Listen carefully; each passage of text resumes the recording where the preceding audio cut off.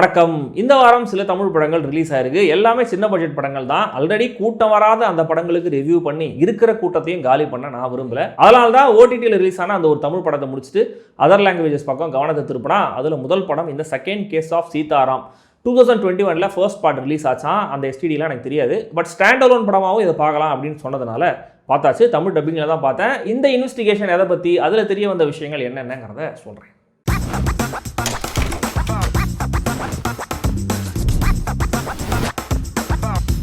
Second case of Sitaram. ஒரே பேட்டர்னில் கொடூரமாக பட் ரேண்டமான கொலைகள் நடந்துகிட்டு இருக்கு. இந்த கேஸை விசாரிக்கிறாரு சீதாராம். ஹீரோ விஜய் ராகவேந்திரா தான்.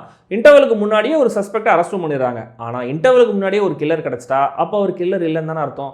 ஸோ செகண்ட் ஹாஃபில் உண்மையான கொலகாரன் யாருங்கிறத தேடி போகிறாரு ஹீரோ. அந்த ப்ராசஸ் என்ன, கொலகாரனை அவர் கண்டுபிடிச்சாரா இல்லையா, முதல்ல அரெஸ்ட் பண்ணப்பட்ட அந்த சஸ்பெக்ட் யாரு, இதெல்லாம் தான் இந்த second case of Sitaram.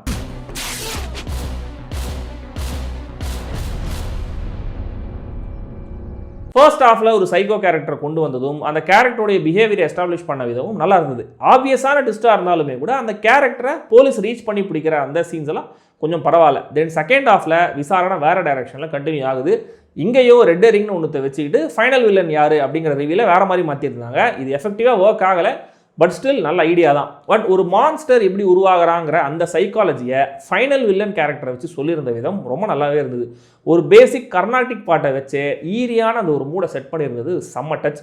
First 20 மினிட்ஸில் அறிமுகமான ஏதோ ஒரு கேரக்டர் தான் வில்லனாக இருக்கணும் அப்படிங்கிற அந்த இன்வெஸ்டிகேட்டிவ் த்ரில்லர் விதியை இயக்குனர் நல்ல ஸ்மார்ட்டாகவே யூஸ் பண்ணியிருந்தாரு. பட் என்ன சொன்னாலும் நம்ம சேட்டன்ஸ் ஏன் இன்வெஸ்டிகேட்டிவ் த்ரில்லரில் கலக்கிறாங்க அப்படின்னா அதுக்கு முக்கியமான காரணம் அவங்க எடுக்கிற இன்ஸ்பிரேஷன்ஸ் அந்த சோர்ஸ் மெட்டீரியலே செம்மையாக தான் இருக்கும்.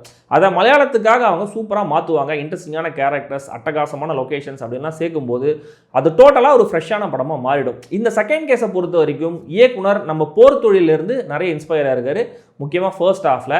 ஆனால் அதை அடாப்ட் பண்ண விதம் அவ்வளோ சுவாரஸ்யமாக இல்லை. ஸோ செகண்ட் கேஸ் அப்படிங்கிறத விட செகண்ட் ஹேண்ட் கேஸாக தான் அந்த ஃபர்ஸ்ட் ஹாஃப் இருக்குது. ஒரு ஸ்லோ பர்னராக ட்ரீட் பண்ணியிருக்காங்க. ஸ்லோ பர்னர்ஸ் இன்ட்ரீகிங்காகவும் இருக்கணுங்கிறத இக்னோர் பண்ணியிருக்காங்க. கையளவு கேரக்டர்ஸ், லொக்கேஷன்ஸை பார்க்கும்போது பட்ஜெட் சிக்கனமும் நல்லா தெரியுது. ஆனால் சினிமாட்டோகிராஃபர் ஹேமந்த் ஆச்சாரியா விஷுவலாக ரொம்ப ஸ்ட்ராங்கான அட்மாஸ்பியரை கிரியேட் பண்ணியிருக்காரு. இதுதான் இந்த படத்தை பெரும்பாலும் சூப்பராக ஹோல்ட் பண்ணுது. படத்துடைய முக்கியமான பிரச்சனை சென்ட்ரல் கேரக்டரோ நடக்கிற கொலைகளோ கொஞ்சம் கூட எமோஷனலாக ரெசனேட் ஆகவே இல்லைங்கிறது தான். அக்கா கேரக்டரை வச்சு ஒரு சென்டிமெண்ட் ஆங்கிள் இருக்குது, ஆனால் அது எக்ஸ்ப்ளோர் ஆகவே இல்லை. இந்த கேஸை நம்ம ஹீரோ முடிச்சே ஆகணும், கொலகாரனை பிடிச்சே ஆகணும் அப்படின்னு எங்கேயுமே நம்மளுக்கு தோணவே இல்லை. ஹீரோ யார், அவருடைய வாழ்க்கை என்ன, போலீஸ் ஸ்டேஷனில் இல்லாத நேரங்களில் அவர் என்ன பண்ணுவார், எதுவுமே சொல்லப்படலை. ரொம்ப ஒன் நோட்டாகவே இருக்குது அந்த கேரக்டர். ஃபர்ஸ்ட் டைம் நடக்கிற விஷயத்தில் ஒரு டீட்டெயிலை மிஸ் பண்ணிவிட்டு அதுக்கப்புறம் ஒரு பாயிண்டில் திரும்ப அதை ரீகால் பண்ணி அங்கே என்ன பார்த்தோம் அப்படிங்கிற அந்த ஒரு ஐடியா வந்து ஒரு வாட்டி நல்லா இருக்குது. ஆனால் படம் முழுக்க ஹீரோவுக்கு வர யோசனைகள் எல்லாமே இந்த மாதிரி போயிட்டு தான் வருதுன்னும் போது அது கேரக்டருக்கு இருக்கிற குறை மாதிரி தான் தெரியுது. இது ஃபஸ்ட் டைம் பார்க்கும்போது எதையும் ஒழுங்காக கவனிக்க மாட்டார் போல இருக்குன்ற மாதிரிலாம் கமெண்ட் அடிக்க ஆரம்பிச்சிட்டோம்.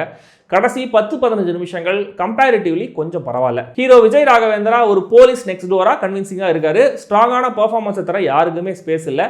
பட் சப்போர்ட்டிங் ஆக்டர்ஸ் எல்லாருமே நீட். நவநீத் ஷாமோடைய பின்னணி இசை நல்ல ஒர்க். பட் காந்தாரால வர அந்த கர்மா சாங் மாதிரி அப்படியே ஒரு பாட்டை போட்டு வச்சிருக்காரு, ஏன்னு தான் தெரியல. மொத்தத்தில் இந்த சீதாராம் செகண்ட் கேஸ் ஒரு சுமாரான இன்வெஸ்டிகேட்டிவ் த்ரில்லர். கண்டிப்பாக தியேட்டரில் தான் பார்த்தே ஆகணுங்கிற மாதிரி என்னால் ரெக்கமெண்ட் பண்ண முடியல. பட் தமிழ் டப்பிங்கில் பார்க்கணும்னு நினச்சிங்கன்னா கண்டிப்பாக பார்க்கலாம். ஏன்னா அது மட்டும் தான் இங்கே ரிலீஸ் ஆயிருக்கு இன்னொன்று. ஆனால் பாட்டு லிரிக்ஸை தவிர தமிழ் டப்பிங் குவாலிட்டி கூட நல்லா தான் இருக்குது. UA 16+ ரேட்டிங் கொடுத்துருந்தாலுமே கூட செம்ம வயலண்ட்டான ஒரு படம் இது. Strictly adults only.